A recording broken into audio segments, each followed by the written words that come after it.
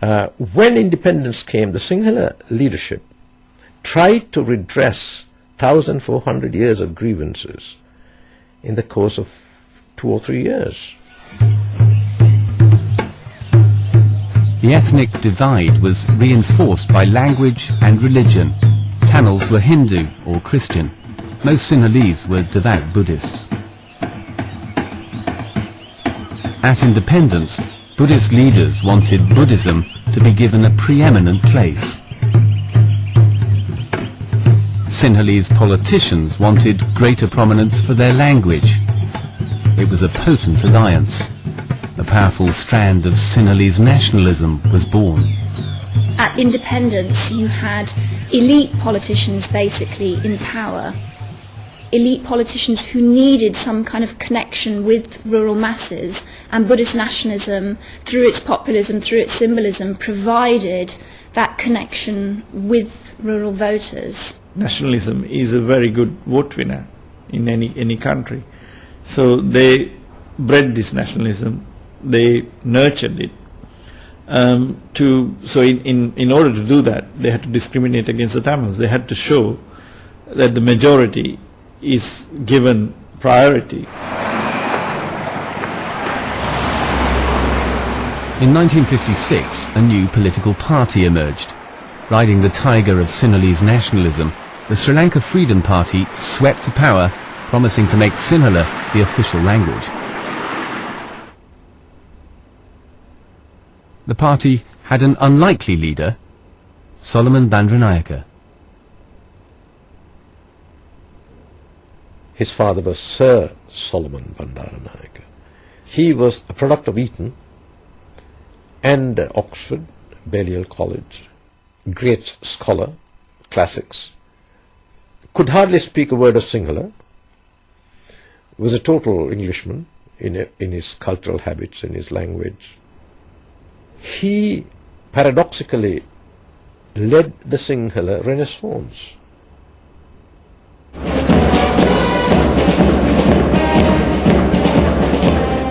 By the time the new parliament convened, the Tamil minority was agitated. In his opening address, the Governor-General tried to explain that the Tamil language would be given reasonable use. His words cut little ice. It was totally an unjust, discriminatory legislation against the Tamil people because we were deprived of our use of language. Under this particular legislation, the Tamil people were forced to learn Sinhala language to gain admission, not only in universities, gain admission in the civil service. So that is one of the reasons that led to the current ethnic conflict. The debate is on whether it was the correct thing to do or whether it was a short-sighted policy in the long term.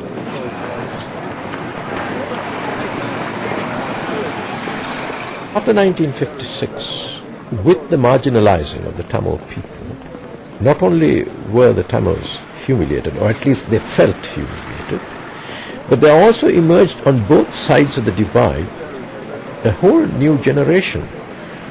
The Sinhala could speak only Sinhala, and the Tamil could speak only Tamil.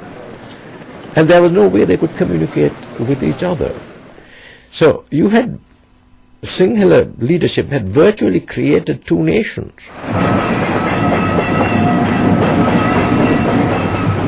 One small island, two languages, two nations. The ethnic divide was in place.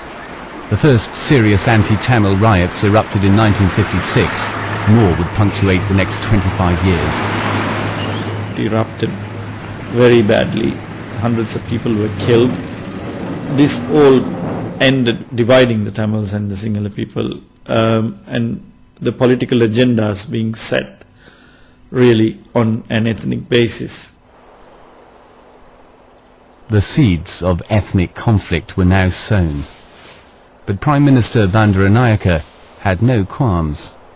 Mr. Prime Minister, the introduction of Sinhalese as the official language by your government appears to a visitor to have damaged the good relations which previously existed between the Sinhalese and Tamils.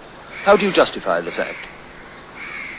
Well, when our country became independent, naturally the question arose of national language superseding English as the official language of the country. Sinhalese we decided upon as the official language because 70% of the people of Ceylon are Sinhalese. At the same time, we naturally realized that the Tamil minority had a language that was also old, a very rich language in literature, so on. And therefore we decided also to give a reasonable use to the Tamil language as the language of a national minority in such matters as education, examinations for the public service, correspondence, and so on. We feel that that is the fairest way in which the problem could have been settled. Mr. Bandaranaike bears some of the responsibility for the ghastly history of Sri Lanka because he opened the door to Sinhalese extremism, first of all by favoring Sinhala as the only official language, but much worse than that, by giving way to extremists when they put him under pressure. He turned out not to be a tough prime minister who could resist when pressures built up upon him. Solomon Bandaranaike didn't live to see the bitter fruit of his language policy. In 1959 he was assassinated in a business dispute, ironically by a Buddhist monk. He was succeeded by his widow, Sirimavo, the world's first female prime minister, but politically inexperienced. With no agenda of her own, she decided to carry through her husband's policies, particularly on the language issue. By now, Tamil politicians in the northern city of Jaffna had begun a campaign of peaceful protest. Neville Jayawira was a government civil servant throughout the period. When I went to Jaffna as the government agent, that was in 1963, I was 33 years old. The people of Jaffna, the Tamil people, were already in rebellion. My mandate upon going to Jaffna was to quell the rebellion and literally to bring the Jaffna people to heel. They demonstrated all the time. They marched in powerful and long processions. They burnt effigies of the Prime Minister and of the government agent. But all of which I allowed as a government agent because I felt they had a right to do so, much to the chagrin of the government in Colombo, I must say.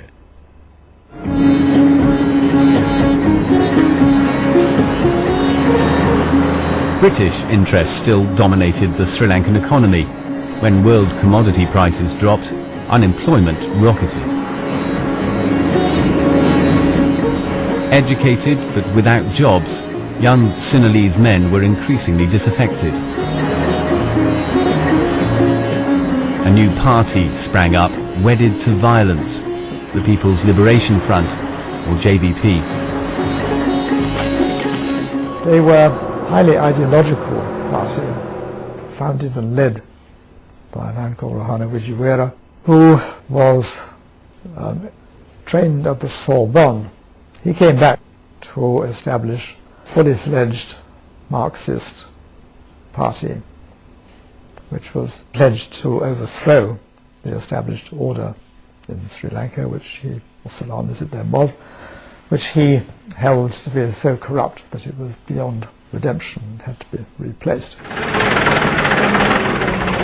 A year after its formation, the JVP launched its first armed uprising. The Prime Minister, Mrs. Bandaranaike, reacted by sending in troops. Come out. JVP militants used makeshift weapons to attack police stations and government offices. These people were largely from the peasantry, and students who had been educated in Sinhala, who had no knowledge of English, and this was one of their main grievances, that they could never get good jobs in Colombo, in the private